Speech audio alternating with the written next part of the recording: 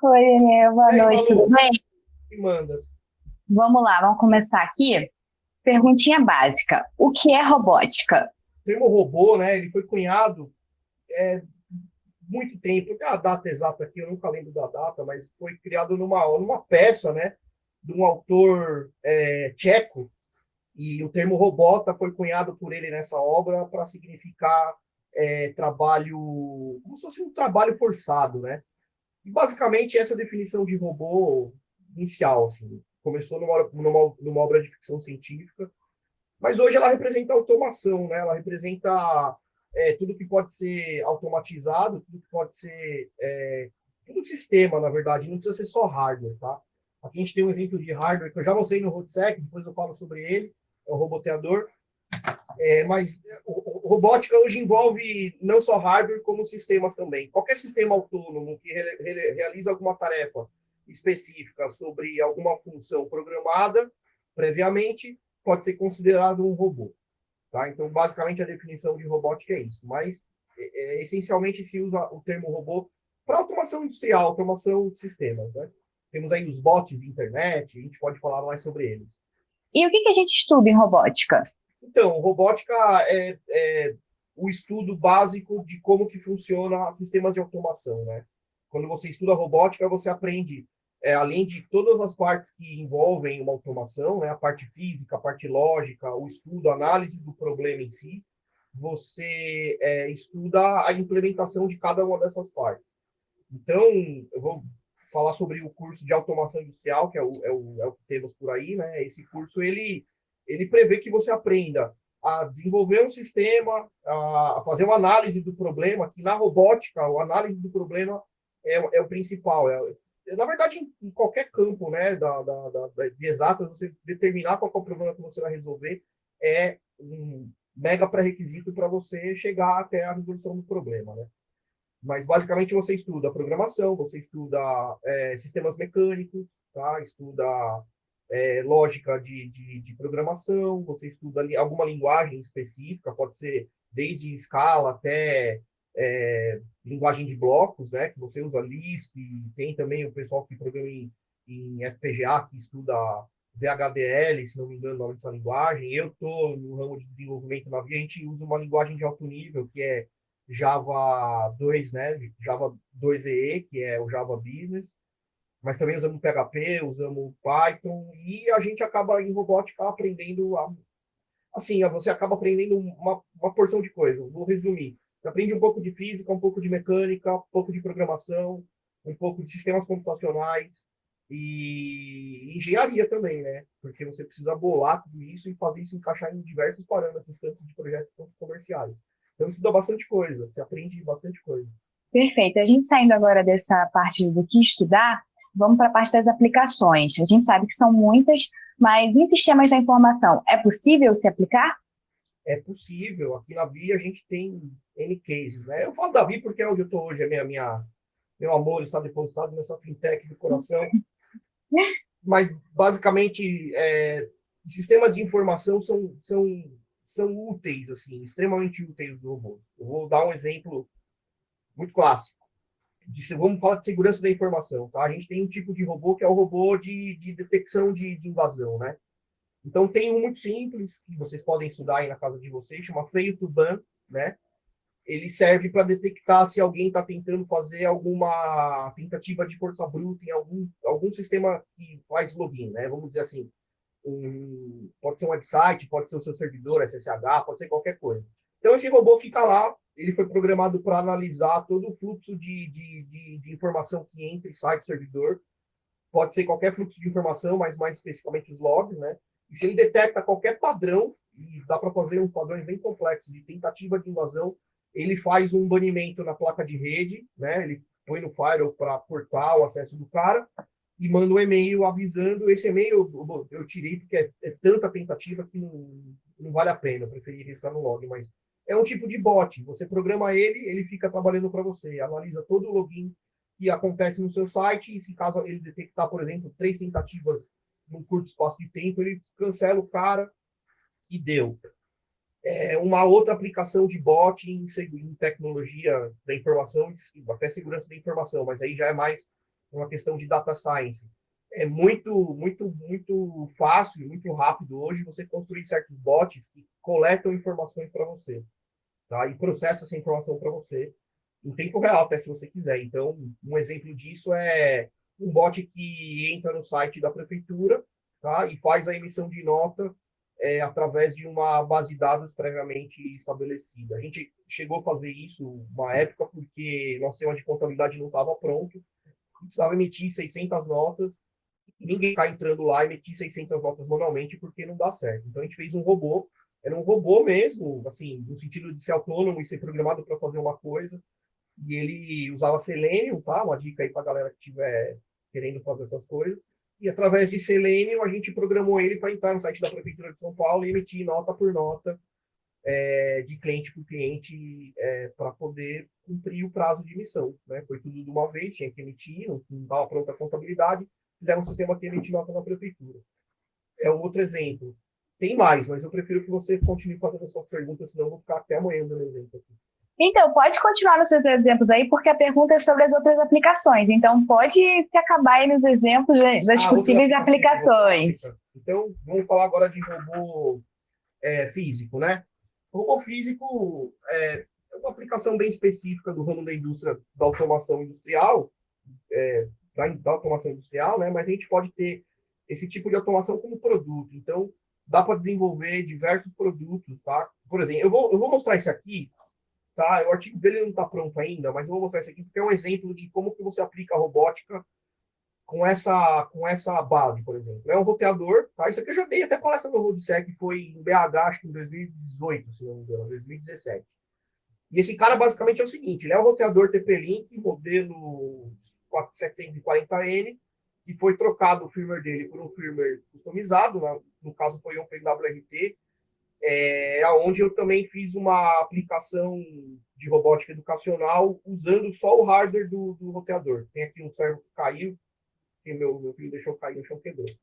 Tá? Mas basicamente eu consigo ligar isso aqui numa bateria, né? Uma 18650, e ele vira um robô que você controla pelo celular. Você conecta nele, né? No roteador que ele próprio sobe, e você, através do browser, você consegue comandar o robô. Essa é uma aplicação que dá assim, várias vertentes. Né? Você tem vertente da educação, que vai usar isso aqui como tecnologia de educação, mas você tem uma outra vertente de domótica. Dá para fazer domótica com isso aqui. Por quê? Porque eu consigo, tá, interfaceando os LEDs, tá, de sinalização do roteador, eu consigo botar um relé aqui, lá na palestra do Roadsec em 2018, eu levei uma peça de domótica feita com o mesmo conceito. Então, você começa a aplicar automação residencial, usando uma peça de hardware que você consegue comprar em algumas cidades no mercado. Tá?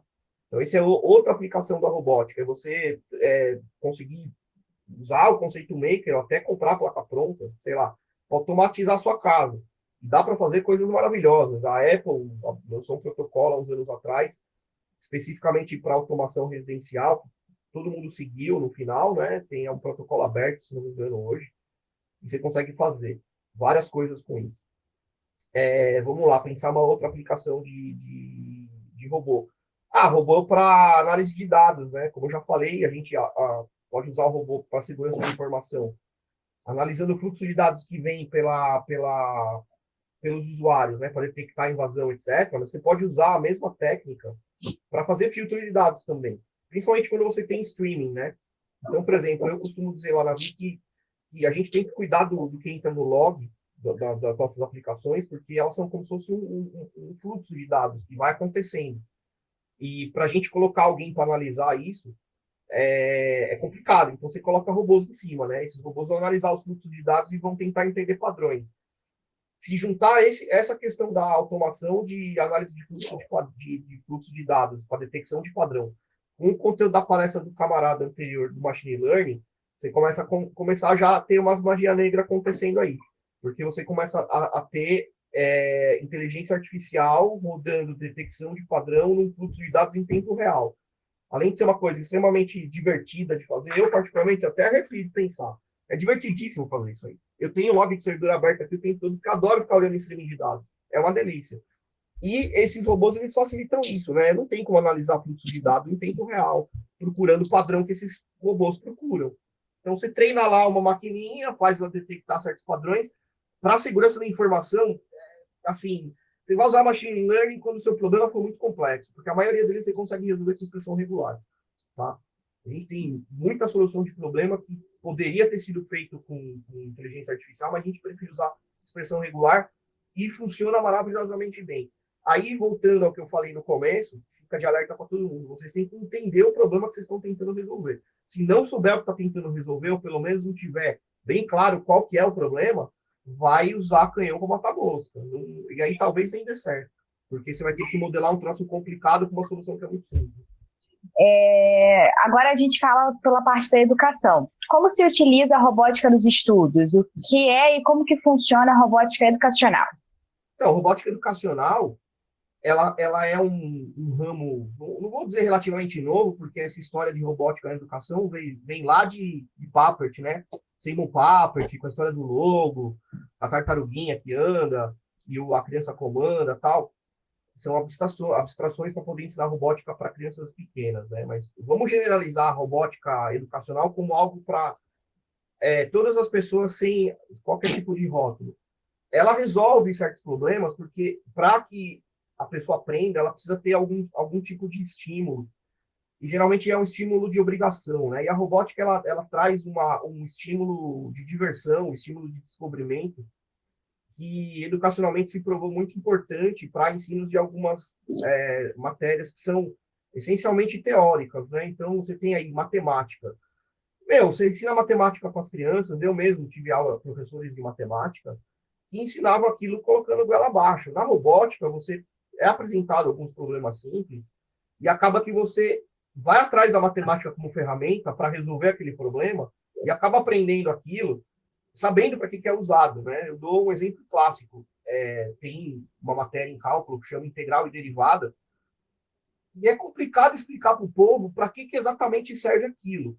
Mas, por exemplo, a integral e a derivada é a essência da conversão analógico-digital, digital-analógica. A gente está conseguindo se comunicar aqui por áudio, essencialmente. Vídeo já é um pouco diferente, mas áudio, você tem aí uma conversão digital-analógica que usa uma derivada para pegar o tamanho do sinal naquele instante de tempo. E ele faz isso 40 mil vezes por segundo e transforma isso num arquivo de dados.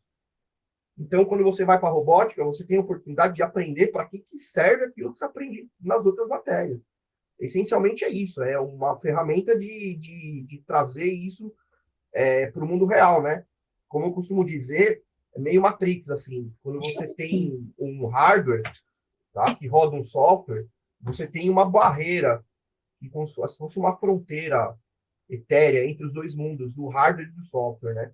Isso está presente na filosofia do filme do Matrix, é bem explorado por eles, quando eles têm que pegar um telefone analógico e colocar no ouvido para poder sair da simulação. Tem 2, 3 livros sobre isso, sobre essa discussão filosófica, mas essa parte, para mim, é a parte que me fascina mais e que me traz a curiosidade de entender como é que funciona, porque chega no momento que você escreve um programa, linhas de texto, né, instruções para uma máquina, e isso afeta o mundo real, ou seja, eu posso dar um comando, acender um LED, ou fazer um negócio andar para frente. Então, e outra questão importante, principalmente para quem trabalha na área de TI mesmo, né? Quando você começa a mexer com hardware, a nível de conseguir controlar ele e saber como é que acessa as suas portas e codificar isso para acontecer, você quebra essa barreira, você começa a ser dono dos dois mundos, você começa a ser um cara que manja do software e consegue controlar o mundo físico, o mundo real, com esse software para fazer coisas que aconteçam fisicamente fora do mundo virtual, né? Então, essa questão do que a robótica educacional ajuda é isso. Ela integra N matérias do conhecimento, ela integra matemática, física, química, muitas vezes. Você precisa saber o que está acontecendo, ou fazer um circuito, você precisa entender um pouco de química. E de uma forma, assim, vou dizer lúdica, né? A palavra é muito forte nesse caso, mas acho que poderia ser usada. Transforma as ciências exatas numa coisa lúdica, uma coisa que o ser humano que não está introduzido nesse meio começa a se interessar por causa dessa mescla entre o físico e o etéreo do software, né? Literalmente tira do papel, né? você materializa, né? Por exemplo, estava aqui ontem estudando um brinquedo para imprimir para o menino, apareceu uma caveira. Cadê a câmera? A impressora 3D está aqui do lado, entendeu? A máquina fica aqui constante do meu lado. Qualquer coisa que acontece em casa, por exemplo, o nenê estava tomando banho, a tampa do segura o cano lá, da água dela quebrou. Eu fiz, desenhei, acho que meia hora imprimi outro aqui. Então você Ótimo. começa a tirar, você começa a mesclar os dois mundos. É um troço muito doido. Para quem gosta de ficção científica, é bem Matrix, assim, você conseguir sair mesmo do físico, né? Eu digo muito, gosto muito de brincar. Tem uma amiga minha que é a Gediane, o pessoal deve conhecer, ela é a menina dos LEDs. Ela pisca qualquer tipo de LED com qualquer tipo de Arduino, ela pisca. Ela consegue, ela gosta de fazer isso, né? E às vezes a gente para pensar e fala, cara, piscar LED é uma coisa tão, sei lá, às vezes banal, né? Bonito, muitas vezes. Mas, cara, eu vou falar para você, a primeira vez que eu pisquei um LED programando um controlador foi em 2001, se não me engano, com um PIC, não era nem o controlador que se usa hoje. Eu fiz em Assembler, inclusive. Assembler muito Caramba. simplesinho, mas depois Uhum. de 2 dias tentando compilar aquela desgraça, e você conseguir acender o LED com o software que você fez, é impagável. É impagável. Para quem gosta, é impagável. E daí para frente, cara, você faz qualquer coisa. É um assunto que você consegue ter um retorno imediato, né? Você consegue ver se materializando com uma facilidade muito mais rápida. Exato. Seguindo nessa área da educação, como que a robótica pode ajudar na educação? Quais os benefícios que o estudo promove? Então, é o que está acontecendo hoje, né? Hoje tem uma grande onda que começou aí mais ou menos em 2010, pelo menos é que eu participo, da introdução de robótica nas escolas. Teve aí uma iniciativa governamental, um período aí da história recente que teve essa iniciativa, mas, de qualquer forma, como se descobriu que a robótica é um elemento, uma ferramenta muito importante de educação, né?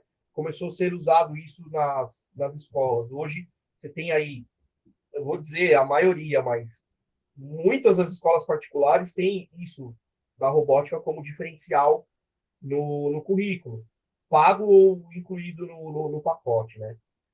O que acontece é que por essa conjunção de coisas que você precisa ter para aprender robótica, né? Programação, lógica, física, mecânica, etc., acaba que uma aula de robótica você consegue integrar várias outras áreas. E se você programa isso de uma forma a encaixar na grade curricular, você tem, por exemplo, o professor explicando matemática do lado, um outro falando sobre física, e a aula de robótica complementando isso, implementando um sistema simples, para explicar para o cara que aquilo que ele está aprendendo em matemática e em física tem alguma razão de estar sendo ensinado, né? Então, ele acelera o entendimento, ele ajuda as pessoas a participarem principalmente das matérias exatas, tá? Com mais vontade. Eu acho que é simples assim. Não tem muito mais que isso, né? E aí você aproveita esse paradigma de ter várias matérias e ajuda a pessoa a aprender o resto usando a ferramenta da robótica como uma forma de cativar essa Uma pessoa, né? metodologia, Uma delícia. Já dei algumas sim. aulas de robótica sobre coisas que não tem nada a ver, usando a robótica como parâmetro, né? Tem um projeto muito importante que eu desenvolvi com o pessoal do Sul, Grupo de Robótica Livre, o Eloí, o Egito, que é o projeto Jabuti Edu, que é uma releitura do projeto do Papert, né? Que é a Tartaruga Logo, mas usando tecnologias atuais e conceitos educacionais, tecnologias sociais mais modernas, né? É um projeto muito bacana, chama jabutiedu.org. Quem quiser conhecer, tá aí no ar. Só procurar a gente que a gente dá um alô. Transforma mesmo, transforma mesmo. Não é só a educação, tem inclusão social com robótica, meta-reciclagem com robótica. Tem muita Sim. coisa legal que se faz com robótica que gera esse tipo de situação, né? Nossa, eu tenho isso como experiência própria. Eu, no colégio, eu tive uma aula de robótica, tipo, era com Lego, era sensacional. A gente via de um outro ponto de visão completamente diferente, que era a matemática, aquilo que você estava fazendo no papel se materializava, então, era realmente muito cativante. Exatamente. Agora, a gente Próximo, falando vamos no lá. cenário nacional, no Brasil, está havendo algum crescimento notável na robótica? Desde investimento, apoio social, incentivo? Tá, foi como eu falei, foi uma, não sei se foi uma moda, foi um programa até de MEC, eu não lembro exatamente o nome, mas eu sei que aconteceu isso, o fomento de ter a robótica como ferramenta educacional nas escolas públicas, né? Isso está indo para frente aos poucos, tá? É um grande desafio, porque, por exemplo, eu cheguei a participar de processo de treinamento de professor de escola pública para dar aula de robótica, e é uma coisa complicada. Quando você pega professor de escola pública, não é que eles não são inteligentes, pelo contrário. É exatamente pelo contrário. Os caras, eles são muito bons, porque tem que se adaptar muito rápido às mudanças que acontecem, de governo, etc. E eu sei que o governo e as escolas públicas vêm adotando isso muito assim, no começo como um diferencial de mercado. Hoje ainda acho que está nisso. Não é uma matéria obrigatória, então ele é um diferencial de mercado. A escola do menino tem que ter robótica. Então os caras fazem com Lego, geralmente é um dos mais comuns, né? Tem diversas outras metodologias. E isso vem aumentando, isso vem crescendo. Por quê? Porque se o governo não faz, o mercado faz, virou diferencial. Então, sua escola não vai deixar de ter robótica educacional, porque a outra vai ter. Entendeu? Agora, a única coisa que tem que ficar de olho é assim: você tem robótica educacional como ferramenta de aprendizado integrado na grade curricular, onde é feito estudo pelos professores para incluir aquilo que está sendo ensinado nas outras grades, na grade de robótica. E você tem, isso é uma coisa séria que se faz com todo o corpo da escola, tá? Onde você junta os professores e bola as aulas juntos para poder seguir as coisas ao mesmo tempo. Eu sei que tem escolas tradicionais que fazem assim, tá? É bem complicado. Agora, o que eu vejo mais no mercado é assim, a aula de robótica como um diferencial mesmo de mercado. Ah, aqui seu filho vai ter aula de robótica. Aí lá ele aprende, aquelas coisas que todo mundo aprende na aula de robótica, montar robozinho, fazer coisinha piscar, etc. Mas é uma aula de robótica que não está integrada na grade curricular, não é uma coisa que foi programada para ser integrada junto com as outras coisas, e que você pode estar comprando uma aula de robótica como diferencial, e na verdade você podia estar fazendo experiência de Arduino do seu filho em casa. Tá? Então tem essas questões a ser avaliadas. Mas sim, respondendo a pergunta, está aumentando o uso da robótica como ferramenta de educação, está aumentando no Brasil, no mundo inteiro, inclusive. É que se você olhar para fora, aí você fica chateado, você vai ver que a gente está um pouco atrasado. Porque é isso, porque a maioria dos usos da robótica educacional nas escolas hoje é como diferencial de mercado, não é como uma grade curricular integrada nas outras, fazendo com que as pessoas se cativem pela matéria, usando isso como realmente uma ferramenta de transformação, né, na educação. Sim, somente complementando, né? Ele não é como uma grade curricular, mas existem cursos técnicos, né, integrados aos ensino médios. Então, existe muito IFE, que você faz uma prova, você, ao invés de você fazer um ensino médio de 3 anos, você faz de 4 anos e você já sai tecnólogo em robótica, né? Então, assim, Não, acho que mas aí o Instituto Federal eu sei que tem trabalhos sérios. Eu conheço bastante deles aí. Tem aqui do lado de Goiânia, o a minha IFE, amiga Cris. E o que acontece? Eles fazem um trabalho animal assim, de robótica sim, na grade deles, né? Porque eles seguem com o laboratório, fazem as competições, participam das competições e tal, e isso, obviamente, Olimpíadas e tudo. tem Olimpíadas e tudo. Você conhece o pessoal lá, né? Acho que você deve conhecer. Eu sou do Cefet, então a Você gente é do tem. Cefet. Aham. Então a gente tem muito essa comunicação. É um centro federal tecnológico, né? Então é o único meio que eu vejo que pegue fora do ensino superior, né? Porque acaba sendo o ensino superior, mas dentro do ensino médio, dentro da grade curricular. Então a gente pega dentro dessas. E a gente vê, né, que são provas super concorridas, que é difícil você passar e conseguir ter. E tem um ensino assim. Você já sai de lá do ensino médio preparado para a carreira, para entrar no mercado de trabalho. Muito legal. Agora, a gente vai sair do meio da educação aqui. Como que a gente aprende robótica? Para quem tem interesse, por onde começar? Então, robótica ela tem uma certa característica de ser muito ampla, né? Você tem aí várias formas de começar a robótica.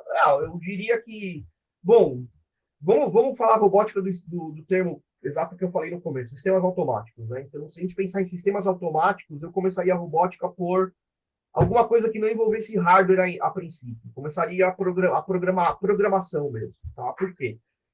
Você programando, você desenvolve lógica de programação. E você desenvolve lógica de programação, você programa em qualquer paradigma, né?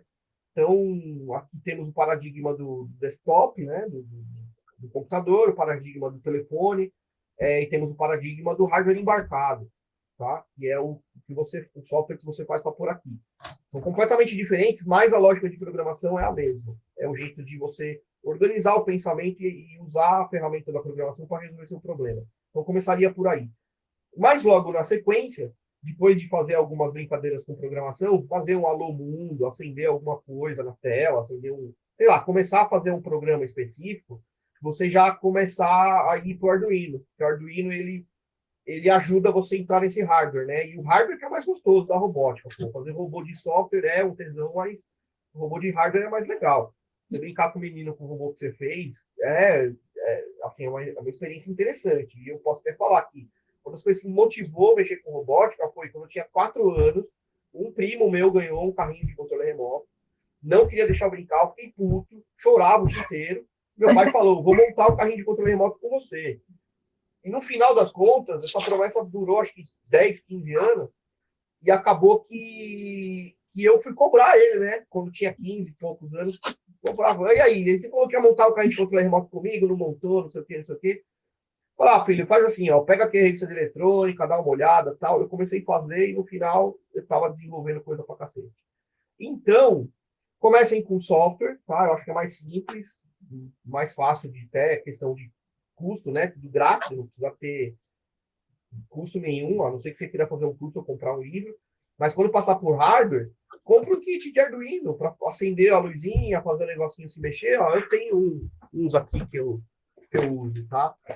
Então você consegue, com kit de robótica muito simples, conseguir fazer acender um LED, apertar um botão, acertar o motor.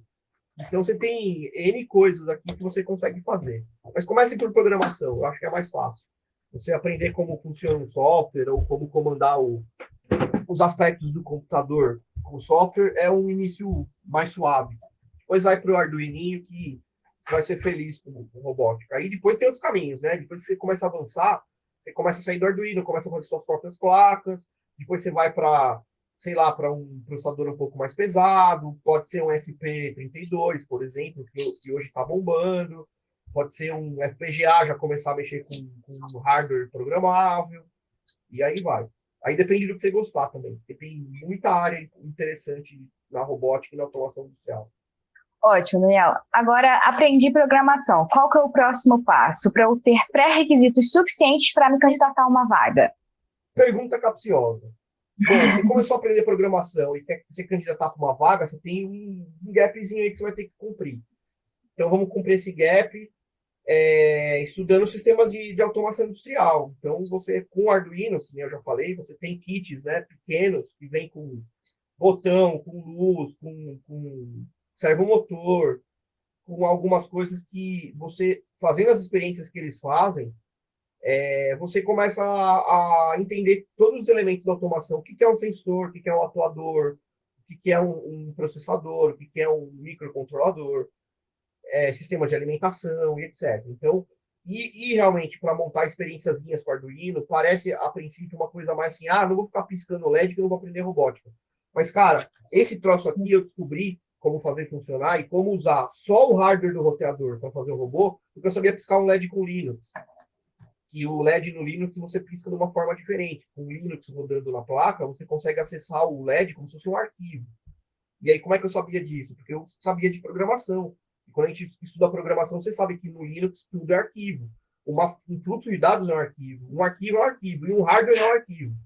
E você acaba trabalhando a coisa tudo como arquivo. Então, saber as coisas simples te habilitam você fazer coisas maiores. Mas vamos responder a pergunta. Primeiro, programação, depois começa a brincar com Arduino, depois vai estudar automação industrial. Se você quiser seguir com robótica, é a carreira de mecatrônica. Tem técnico e tem engenharia também. Aí você vai aprender a fazer automação industrial assim, de alto nível, tá?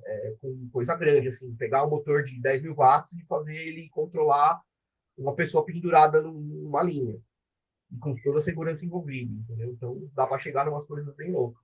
Ótimo, Daniel. Só para a gente finalizar, quais são as vagas no mercado de trabalho disponíveis para quem se forma nessa área? Se você se formou engenheiro mecatrônico, você pode trabalhar em alguns ramos de automação industrial, por exemplo. Você pode trabalhar com máquinas, né? Você vai trabalhar com desenvolvimento de projeto de máquina que vão automatizar algum processo. Você pode trabalhar com automação de linha de produção. Você pode trabalhar com desenvolvimento de projetos de automação genéricos, como eu fiz, né? Durante minha carreira de robótica. Eu fiz alguns projetos para a indústria, onde você tem que desenvolver tudo do zero, né? quando você fala em projeto assim, tem dois tipos de projeto. Você compra as partes prontas e integra, e aquele que você faz tudo do zero. Então, você faz isso do zero e começa a ter esse tipo de habilidade, você consegue trabalhar em alguns ramos da indústria. Agora, como a mecatrônica é uma caixa que tem vários, é um balaio que tem várias coisas dentro, você tem lá a parte de automação, você tem a parte de programação. Você pode ser um cara que trabalha só com software em robótica, que é o software que você vai usar para programar os CLPs, e as CNCs e todas as máquinas que você for utilizar. Então, se for um cara bom de software, lógica de programação, de estudar robótica, você tem esse outro ramo da automação para trabalhar, que é realmente em programação de fluxo de processo, fluxo de automação.